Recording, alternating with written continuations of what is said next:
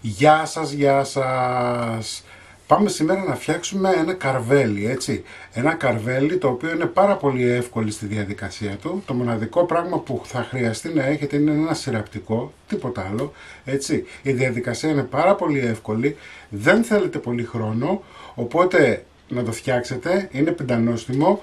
Μην ξεχνάτε να κάνετε κοινοποίηση στα βίντεο μας, να κάνετε εγγραφούλα στο κανάλι μας. Οτιδήποτε χρειάζεστε μπορείτε να έρθετε στην ομάδα μας Μαγειρικές Απολαύσεις στο Facebook. Και τώρα πάμε να σας δείξω τη συνταγή, την εκτέλεση και τα υλικά. Θα βάλουμε 700 γραμμάρια νερό.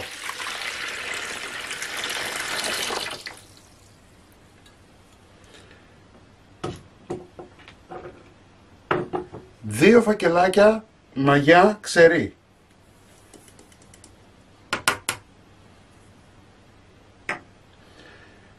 ...30 γραμμάρια ζάχαρη κρυσταλλική.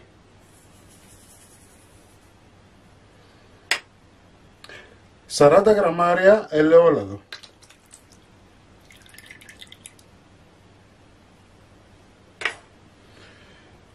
400 γραμμάρια αλεύρι για όλες τις χρήσεις.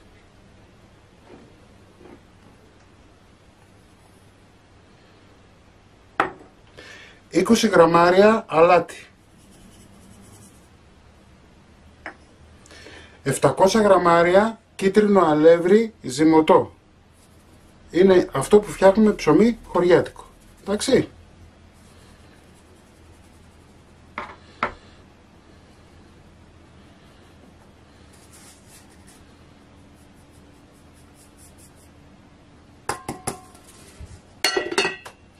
Όπως είδατε δεν χρειάζεται και να ενεργοποιήσω τη μαγιά, δεν χρειάζεται και να κάνω τίποτα απολύτως. Έβαλα όλα τα υλικά μαζί. Ανακατεύουμε καλά. Το νερό μας θέλουμε να είναι λίγο χλιαρό.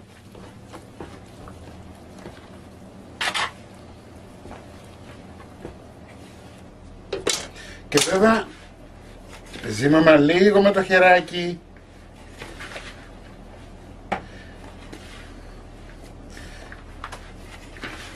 Δεν υπάρχει πιο ωραίο πράγμα να έχεις επαφή με το ζυμάρι.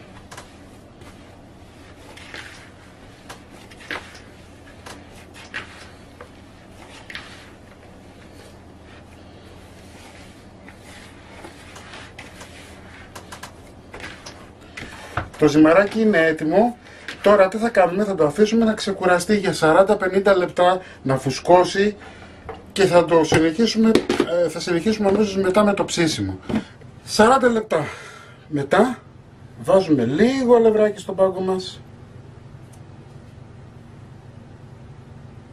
και αυτό για να μην μας κολλάει. Πάμε να δούμε τι έχουμε κάνει.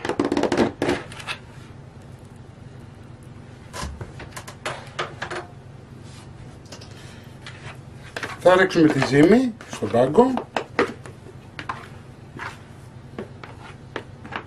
Κοιτάξτε, είναι που έχει κάνει, βλέπετε.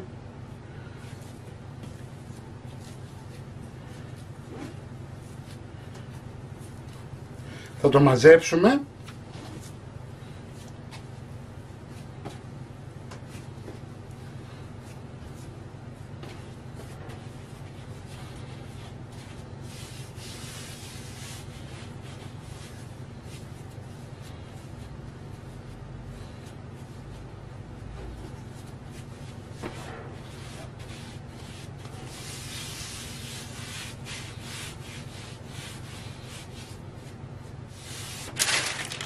Θα πάρουμε μία λαδόκολλα,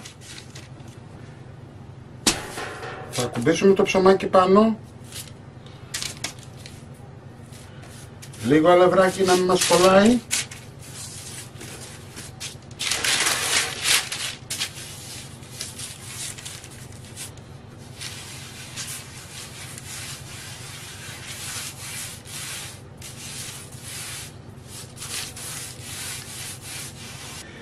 Θα σκεπάσουμε με μία πετσετούλα. Λοιπόν, θα πάρουμε το ταψί μας, θα το βάλουμε στο φούρνο. Τον ανάβουμε στους 220 βαθμούς αντιστάσεις, έτσι, και περιμένουμε να ζεσταθεί καλά. Το ψωμάκι μας έχει ήδη φουσκώσει, κοιτάξτε τι ωραίο που έχει γίνει. Λοιπόν, η θερμοκρασία που έχουμε είναι εντάξει. Θα ψεκάσουμε με νεράκι.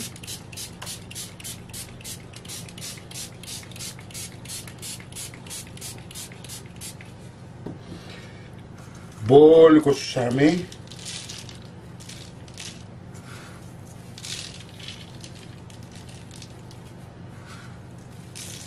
Σε όσους αρέσει, σε όσους δεν αρέσει, απλά δεν το βάζουμε.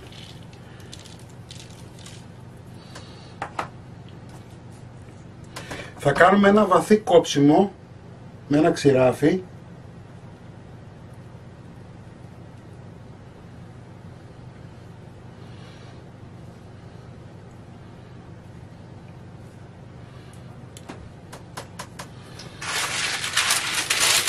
Θα πάρουμε μία λαδόκολλα.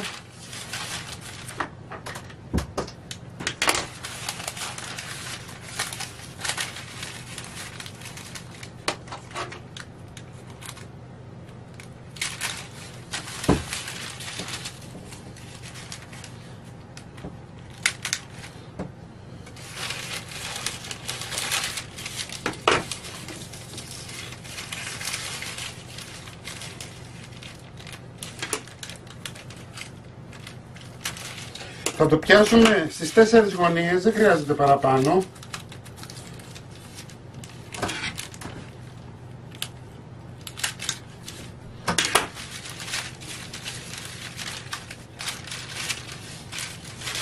Ο μόνος λόγος που το κάνουμε είναι για να το προφυλάξουμε λίγο από τη θερμοκρασία. Αυτό, τίποτα άλλο. Μπορείτε να το ακουμπήσετε και πάνω χωρίς να το βάλετε σειραπτικό. Λοιπόν, βγάζουμε το ταψί από το φούρνο μας.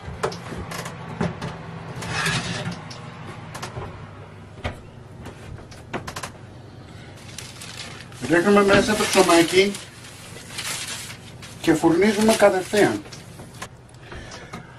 Όπως είναι με τη λαδόκολλα, θα το ψήσουμε για 15-20 λεπτά. Εντάξει, δεν θέλει παραπάνω.